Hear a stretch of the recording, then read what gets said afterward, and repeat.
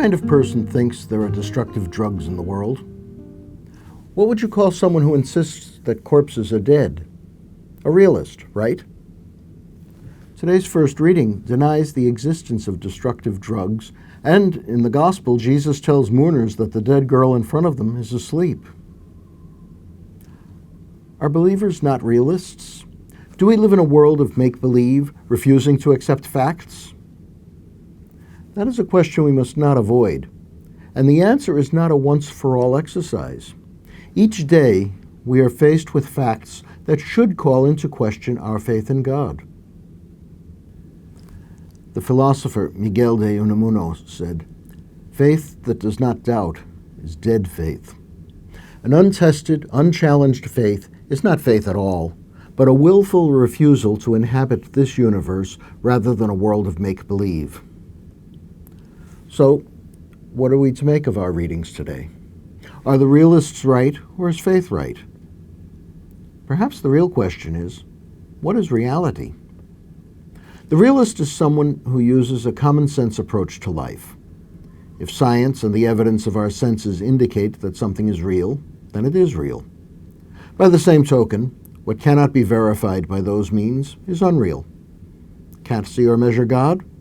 Then God either does not exist or is irrelevant. But is this realism? Realists accuse believers of avoiding reality. But might we not say that it is the realist who avoids reality, who cannot accept what will never fit inside human concepts or understanding? Perhaps the atheist is the one who cannot accept reality because it won't fit into a human head.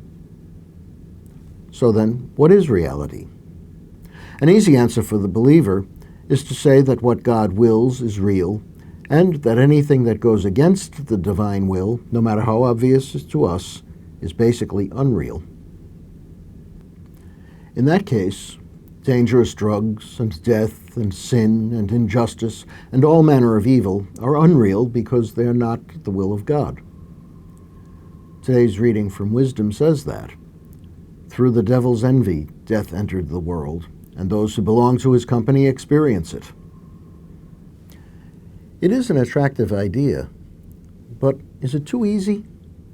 If only the things God wills as good are real, then what do we make of the cross of Christ and his call to take up our own crosses to follow him? No, we cannot deny the reality of pain, suffering, evil, and death in the world. We cannot claim that only those who belong to the devil experience them.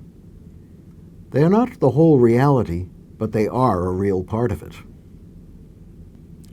So, the world as God wills it and the world as we experience it are both real.